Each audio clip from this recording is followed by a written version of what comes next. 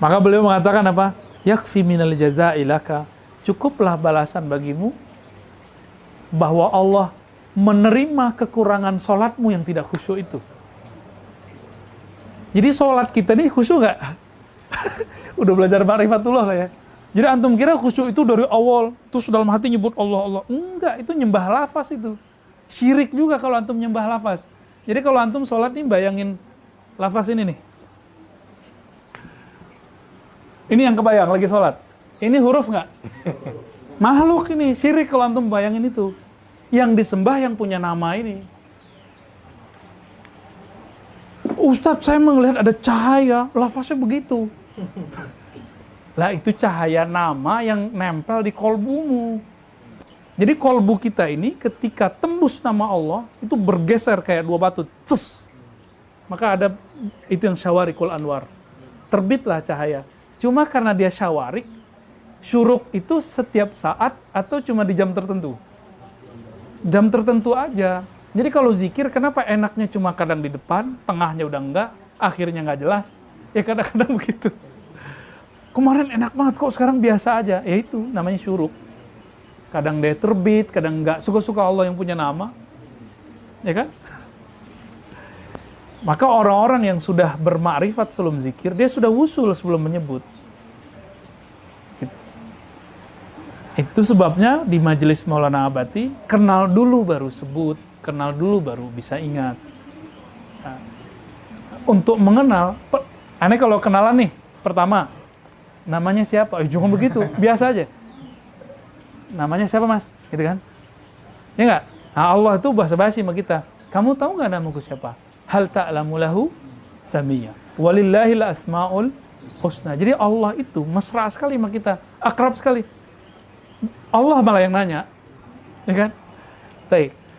Jadi teman-teman yang melakukan Allah, karena mengenal itu harus dimulai dari nama, maka awal ma'rifat adalah ma'rifatul asma. Mengenal nama Allah Subhanahu wa ta'ala. Akhirnya pun mengenal yang punya nama.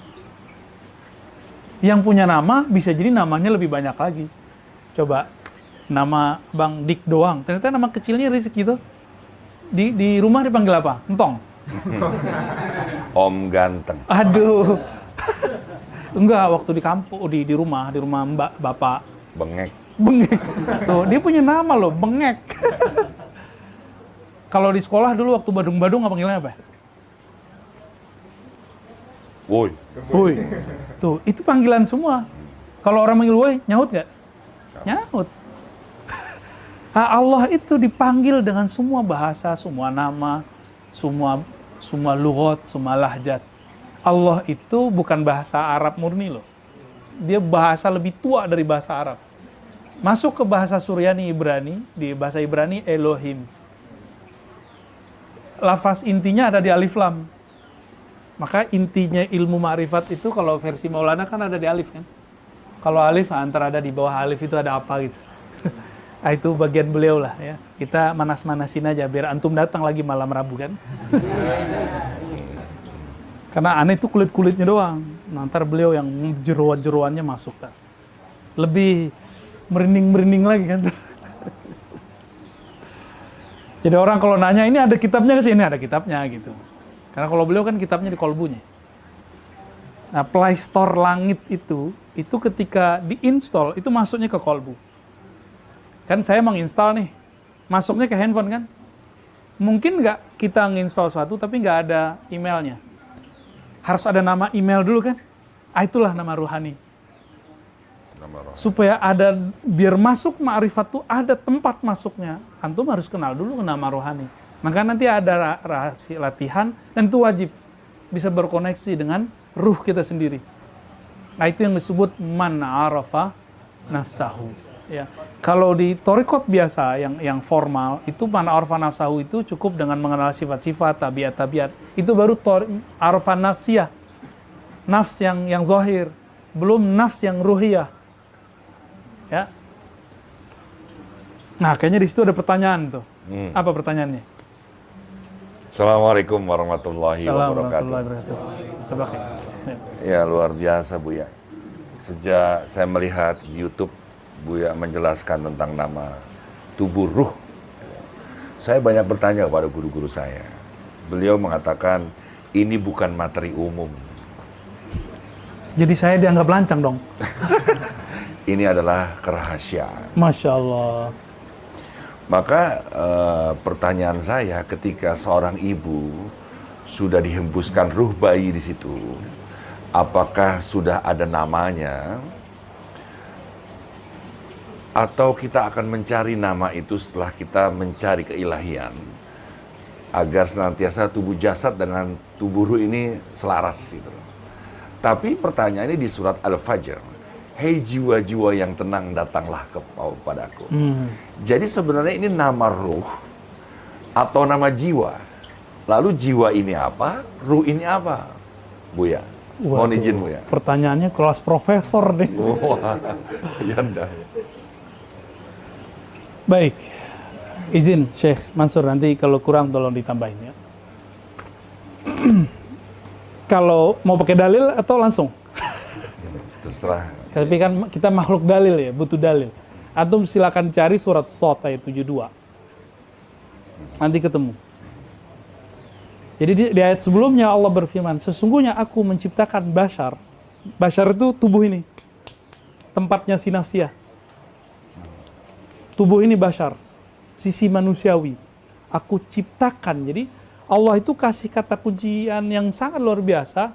Kalau yang tubuh kasar ini Allah cipta, tapi giliran yang ditiupkan gak dicipta. Bahasanya tiupan. Boleh dong Kang dihapus? Diulang lagi yang terakhir. Inni khaliqun basharan min tin, gitu kalau nggak salah ayatnya. Itu di ayat 71-nya kalau nggak salah. Sesungguhnya aku menciptakan manusia, sisi manusiawinya itu dari tin, dari tanah, anasir tanah. Jadi kayak avatar, ada anasir tanah, anasir udara, anasir apa? Api. Nah, itu di tanah kan lengkap semuanya. Tanahnya macam-macam kan. Ada tanah yang kebakar, ada tin, ada masnun kan. Ada macam-macam istilah tanah di Quran ya. Ada tanah liat, ada tanah gosong. Itu ada tuh istilah tanah lumpur. Kalau yang korupsi itu tanah curian kali ya. Tanah sengketa. Nauzubillah ya Allah, nauzubillah, nauzubillah. Siapa tahu mereka jadi wali Allah ntar kan. Ya nauzubillah, kita nggak ada maksud merendahkan siapa-siapa. Karena orang yang maksiat hari ini belum tentu dia maksiat selama-lamanya. Orang yang taat hari ini belum tentu dia taat selama-lamanya. Itu urusan kolbu. Maka Sidi Ahmad Tijani mengatakan dalam kalam-kalam kudusiyah Allah itu dikatakan, ini sesuai dengan makna hadis Nasai. Jika Allah sudah memandang hambanya sekali aja ridho, itu lam yu'azzibuhum abadan. Allah tidak akan siksa. Jadi sekali Allah pandang kita nih, mau sebahlul apa, mau dia korupsi berapa, zina 1000 kali, 1.000.000 kali, dia bunuh orang 1.000.000 orang. Tapi kalau Allah sudah pandang, dia pasti tobat di akhir hayatnya. Itu yang terjadi pada orang yang di zaman Bani Israel, yang dia bunuh 100 orang ya. Yang terakhir ulama yang dibunuh. Ulama. Itu ulama kok bisa ya? Ente bunuh berapa orang? 99. Neraka ente gitu. Jadi dari dulu sudah ada ulama, kurikulum neraka itu sudah ada. Panitia-panitia neraka itu sudah ada. Itu contohnya di Sahih Bukhari loh. Dibunuh nggak sama dia? Dibunuh, lengkap 100. 100 itu yang tertulis. Orang Arab tuh kalau ngomong 100, litakthir, menunjukkan banyak. Dia bunuh.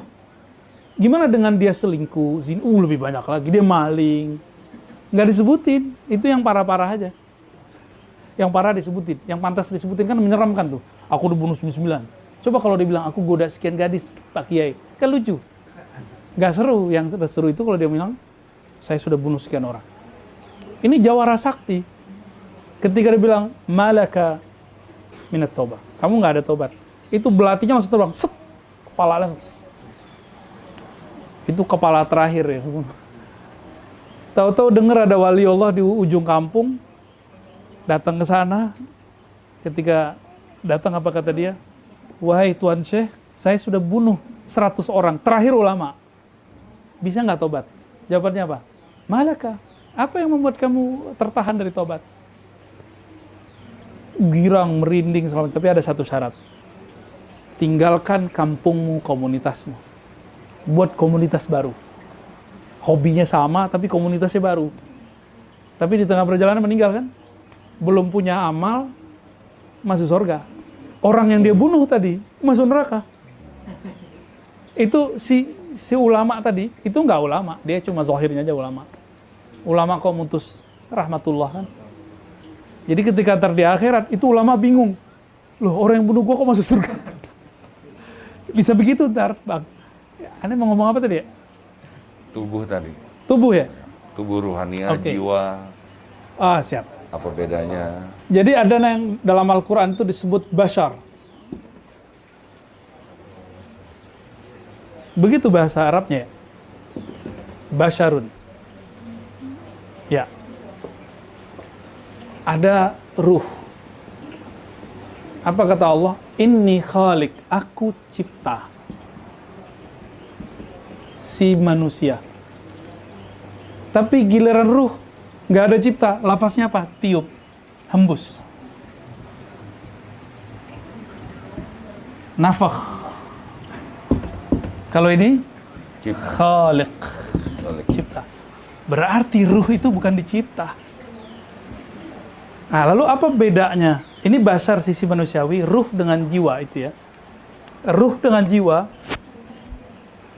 ruh tiupan ini Allah masukkan ke sisi manusiawi. Lalu di sisi manusiawi itu di bagian mana Allah meniupkan? Itulah namanya nafs. Jadi di dalam ini ada namanya satu tempat namanya nafs.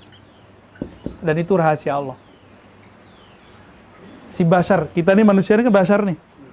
Nah, Allah tiup di mana? Ini ditiupkan masuk ke dalam. Nah, di dalamnya itu ada namanya kolbu. Itu sebabnya Imam Ghazali kesulitan untuk membedakan antara ruh, kolbu, nafs. Nah, satu lagi akal dia. Imam Ghazali sendiri agak kesulitan dalam kitab Imam Ghazali Ihya Ulumuddin yang jilid ketiga ya, tentang Ajaibul Qalb Ihya Ulumuddin. Beliau menyebut keajaiban. Itu bahasa saya sudah paham langsung. Orang Arab kalau ngomong ajaib itu beda dengan kita ngomong ajaib. Kalau kita bilang ajaib artinya apa? Canggih. Orang Arab kalau bilang ajaib itu aneh. Keanehan kolbu. Ini kolbu tuh aneh gitu. Keunikan, unik. Maka dia itu seakan-akan menamakan sama. Latifah Robbaniyah, Latifah Robbaniyah, Latifah Robbaniyah, Latifah Robbaniyah. Disamain. Titik halus yang bersumber dari Rob. Itu versi dari Allah benamkan ke dalam apinya kolbu. Apinya kolbu itu yang kemudian isinya si nafs. Jadi ruh itu masuk ke situ. Nah, ruh ini, tadi pertanyaannya ada nama nggak? Ya ada lah. Orang gini nih, Bang Dik doang kalau keluar negeri, itu bisa nggak pakai KTP, nggak pakai paspor? Nggak bisa. KTP lokal bisa berlaku nggak ke Malaysia? Nggak bisa. Harus pakai paspor. Namanya sedikit beda kan nama yang KTP? Ada tambahan nggak? Ada kan tambahannya? Iya. Tiga. Jika untuk perjalanan antar kota harus ada nama, masa perjalanan dari alam sono masuk ke alam janin, dari janin masuk ke alam fisik ini nggak ada nama, nggak bisa jalan dia. Maka perjalanan itu kenapa tertahan? Semua torikot itu bisa tertahan karena dia nggak tahu nama dirinya. Masya Allah. Man arafa nafsahu, diterjemahkan man arafa isma nafsihi. Siapa yang mengenal nama dirinya dulu, baru karakter dirinya, baru sifat-sifatnya, penyakit-penyakitnya, obat-obatnya, baru terketemu jalan menuju Allah, sang peniup ruh. Gaya sok pinter. Posisi jiwa tadi belum dijelasin antara jiwa dan ruh. Ini kan bashar ini si bayi. Kalau versi hadis kan ada dua versi. 40 kali 3 sama 45 hari ditiup. Berarti sebelum itu dari nutfah, dari sperma, S aja ya, sampai kemudian ditiup, saya tertarik pakai yang ini. 45 hari. Karena kita konfirmasi ke dokter-dokter kandungan, umur 28 sudah ada jantung, sudah ada otak, sudah ada paru, sudah ada semuanya. Umur berapa? 28 hari. Kalau udah kawin ya. Cuma manusia mini kecil, bergerak sendiri. Ketika umur 40-an, kata beberapa dokter bidang ini, udah ada jurnalnya juga, itu terjadi integrasi, si jantung ini bergerak karena ada kaitan dengan otak, otak ada kaitan dengan paru, terus itu satu integritas sama. Jadi dia terintegrasi. Ada koneksi semuanya. Barangkali kalau mau kita bahasakan secara kedokteran disebut terintegrasi. Kalau bahasa kita peniupan ruh. Kalau bahasa anak komputer penginstalan ruh. Windows berapa tuh? Tuh, komputer nggak bisa jalan kalau nggak ada Windows-nya kan? Ada penginstalan, ada nginstalin, ada barangnya. Dikasih nama nggak ketika diinstal? Kalau yang original loh ya, dikasih nama nggak? Kecuali yang nggak original, nggak perlu nama. Yang KW nggak perlu nama. Itu sebabnya kajian-kajian kebatinan, kerohanian yang namanya nggak jelas. Itu kemana-mana perginya. Kemana-mana perginya. Jadi nama rohani itu nama syafaat sebenarnya. Ya karena sayang guru dikasih ke kita. Ya. Dan ruh antum yang minta itu ruhnya. Kan dia mengalami, jadi ketika masuk itu perjalanan, ibarat pesawat masuk ke bumi, goncang. Nyampe di dalam janin, lahir, lupa deh. Amnesia spiritual. Istilah kita di Cafe Rumi ya. Itu sudah ada kajian itu, amnesia rohani.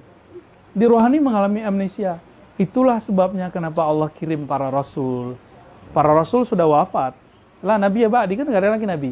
Itu sebabnya Nabiullah Khidir statusnya bukan Nabi secara manzilah nubuat. Tapi beliau Nabi. Kan debatnya Imam Qushairi dengan imam-imam yang lain.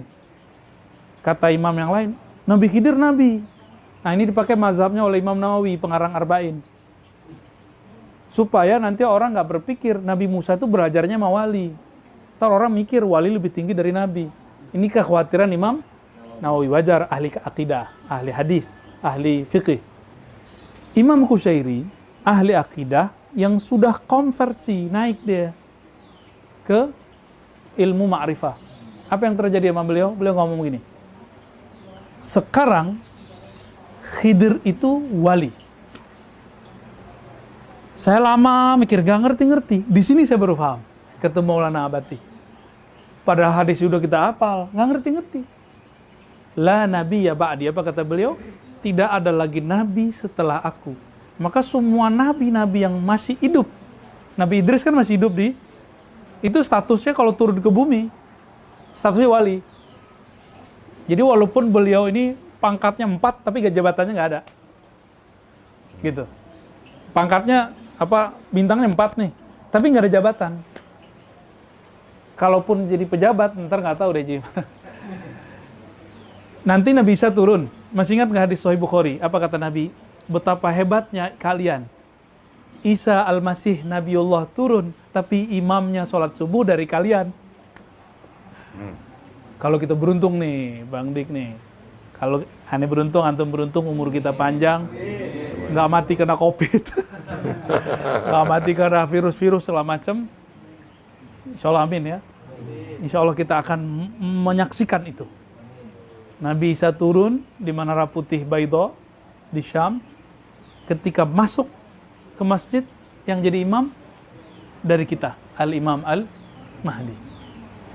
Kenapa? Nabi Isa ngelihat di dalam dirinya Al-Mahdi itu, oh ada sesuatu lah. Itu kita kaji di waktu yang lain. Gak boleh sebut aneh. Kalau nama ruh sudah ada izinnya, boleh kaji. Kenapa boleh dikaji? Itu ada dalam kitab Gunyah. Kalau sudah ada di kitab ulama, masa masih dirahasiakan? Kalau sudah ada dalam kitab ulama, masa masih disebut konsumsi khusus? Apakah Syekh Abdul Qadir Jilani itu teledor ketika nulis bagian itu dalam kitab Gunyah? Itu kitab biasa, itu kitab panduan orang salik umum lah, semua tarekat standar lah. Jadi, mohon maaf, saya tidak sepakat kalau ada orang bilang, ini ilmu rahasia. Iya. Gak boleh disebar, gak begitu. Ini harus disebarkan. Allah aja memperkenalkan namanya, masa nama antum nggak boleh? Emang antum siapa? Ya, Buya, kalau ada orang mati dia sebelum mengenal nama ruhnya, apa yang terjadi? orang kalau meninggal sebelum mengenal dirinya, itu yang sebenarnya. Jadi kalau belum kenal nama, berarti dia belum kenal dirinya. Berarti dia ketika ditanya, man rabbuka, bingung dia jawab pintar. Kalau dia orang soleh, nanti ya amalnya yang akan bantu dia. Kalau amalnya nggak soleh. Jadi kenapa kita harus kenal diri sebelum wafat, sebelum mati? Supaya dapat syafaat ketika menjawab. Jadi gini, Bang Dik. Si basar, si tubuh fisik ini hanya mengenal yang fisik. Objeknya empirik. Kolbu hanya tahu kenangan. Kenangan nama. Akal hanya tahu yang rasional. Yang tahu Allah, ini nggak bisa. Akal mikirin Allah gila. Kolbu mikirin Allah, langsung dia kemudian batil. Jadi kalau ada kolbu orang ngaku, dia bilang, kolbu saya bisa ngelihat Allah, itu torikot setan itu. Nggak ada, nggak mungkin. Nggak mungkin. Kolbu nggak bisa. Kolbu itu dalam Al-Quran, ala bizikrillah tatmainnul qulub. Nggak ada ayat kolbu bisa melihat Tuhan. Lafaznya kolbu itu tempat nama. Jadi kalau disebut, telepon. Arozi, tolong dong, itu adik saya, tolong dimasukin, tolong diterima, dia butuh kerja. Karena dapat syafaat dari Bang Dik, saya terima nggak? Saya minta nama nggak? Kasih berkasnya sini dong. Berarti syafaat itu intinya apa?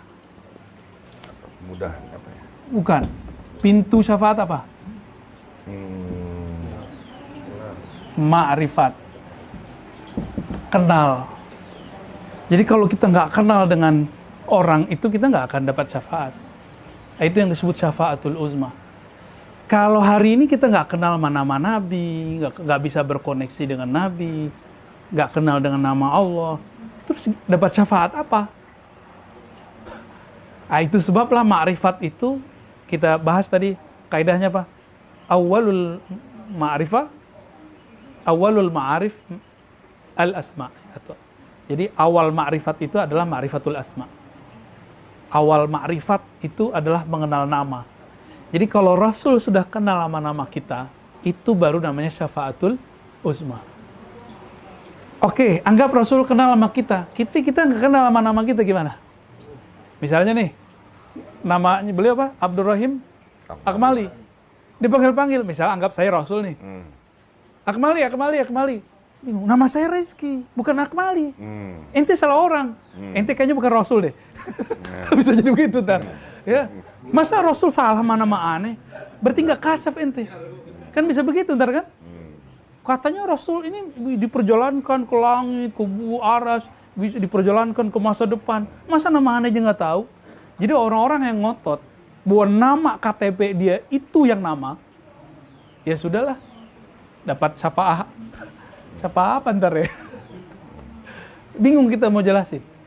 Ya, Pak. Jadi kalau nggak kenal di sini, orang akan mencarinya di alam barzakh. Dan itu ditulis oleh gurunya Syekh Nazim. Syekh Nazim itu berkalam ke muridnya. Kalam dari Syekh Abdullah Faiz Dagestani, mursyid Thariqah Naqsyabandiyah. Apa kata beliau? Orang yang tidak sempurna suluk ma'rifatnya waktu masih hidup, dia harus menyempurnakannya setelah masuk ke alam barzakh. Alamnya kira-kira begitu yang beliau tangkap di zaman itu. Sama dengan kitab Habib Zain. Ya, Bahjatut Talibin, ya bin Smith ya Maulana ya. Apa kata beliau? Orang kalau nggak sempurna pengenalannya di dunia, maka dia harus menyempurnakan setelah mati. Dalilnya lainnya apa nih? Ini kan kalam ulama. Kita kan butuh dalil. Kan sekarang jadi haba dalil. Mana dalilnya? Udah kita kasih dalil. Ketika baginda Nabi SAW diperjalankan waktu Isra, beliau melihat Nabi Musa ngapain? Sholat. Itu sholat cari pahala apa cari marifat? Beliau mengatakan, marartu bi qabri Musa wa huwa yusalli fi qabri. Aku melewati Nabi Musa, kuburnya, dan dia lagi sholat dalam kuburnya. Hadis Bukhari. Itu sholat apa? Sholat mau naik manzilah. Dan kesempurnaan para nabi ketika mereka bisa sholat di belakang Nabi Muhammad SAW. Itu sebabnya 124.000 yang diceritakan beliau, itu sholat semua di belakang Nabi. Kalau versi ahli hadis nih ya, Nabi jadi imam. Terus ditunjukin cara gerakannya sama Jibril. Itu versi riwayat lah ya. Kalau versi hakikat enggak. Enggak begitu. Justru Jibril sempurnanya saat itu juga. Dapat kesempurnaan. Tinggal konfirmasi malam Rabu. Iya, pelada ya. Masya Allah. Masya Allah, Masya Allah. Jadi untuk debat syafaat, harus bermakrifat. Harus kenal diri kita. Jadi kalau kita dipanggil nih, dibuka nanti daftarnya. Daftar syafaat kubro, ada daftarnya. Abdurrahim Akmali. Dipelototin terus kan, kamu orangnya? Enggak, saya Rizky, saya dik doang. Kan gak bisa. Ke laut. Ah, ini nama si Ruh ini. Beberapa masyaikh yang saya temui, itu mereka ketemu namanya depan-depan doang. Ternyata dari beliau betul. Beliau ngomong, biasanya wali-wali yang dapat di luar jalur Khidriyah, itu memang dapatnya depan-depannya Maulana. Paling sering dipanggilnya mereka cuma Maulana. Oh ternyata itu panggilan Jabarut ya Maulana. Pangkat Jabarut. Jadi dia dipanggil Maulana. Maulana Muhammad. Semuanya pasti namanya Maulana Muhammad apa gitu.